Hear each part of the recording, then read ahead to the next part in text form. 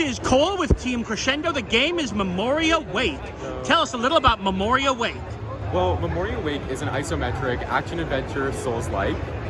It takes place in a dream world where you're following the protagonist who's traversing through an environment that's composed of his dreams. So it's memories, but they're augmented and distorted by his interpretations, kind of like how dreams are. As you'll see soon on the screens behind me, the first level and the demo area that we've been showing off at PAX is a reflection of his early childhood. So all of the enemies and NPCs are based off of toys and creatures and critters that he experienced in his childhood, whether he was afraid of them or really liked them. For example, one of the mini bosses is his neighbor's cat, who he was terrified of, so it became this like nightmare incarnation inside of a game. Cool. First thing I noticed looking at this game is you have a very unique and cool art style of the game.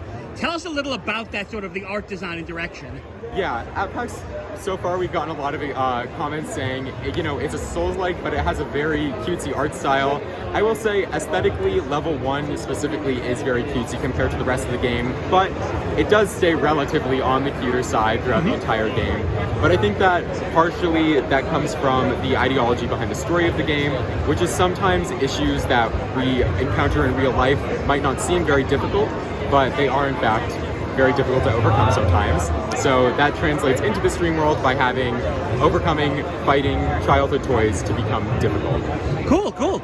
Another thing I was playing is, you know, obviously with the Souls-like you have the high difficulty. How do you think that contrasts with the sort of, at least for the first level, cutesy art style you have going?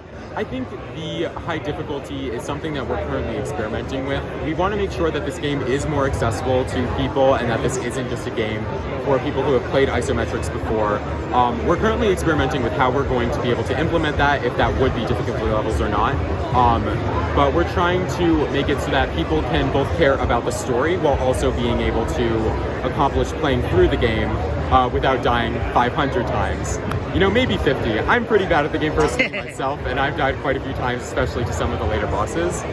But we're trying to make it more accessible. Cool, so finding that balance is going to be everything. Yes. What sort of release are we looking at for the game? Well, I can't give you a release date. I can give you a not release date. Unfortunately, we can't expect it this year in 2025. Okay. And if it were to be 2026, it would be super late on. I would say developmentally where we are right now is it's looking to be a 4-level game that could range anywhere between 8 to 12 to 13 hours, depending on how familiar you are with isometrics, how pro of a gamer you are. Cool. And so right now I can say that we're about 4 to 6 hours through that development. Got it.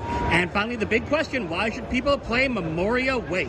Well, I think Memoria Wake is a very human game. We are a indie group of 10 people who all come from very different experiences, and we tried funneling all of our experiences into one character that I feel pretty closely related to. Even though someone like me who's very extroverted is very different from someone who's very introverted like our protagonist, I still find that everyone can somehow relate to these very human problems. There's just an overarching theme of wishing that you could undo things that you've done in your past, but that's all a dream. That can't happen. But it's still something that we want to try and accomplish through the storytelling in this dream. Cool, cool. Once again, this is Cole for Memoria Wake. Thank you. Thank you.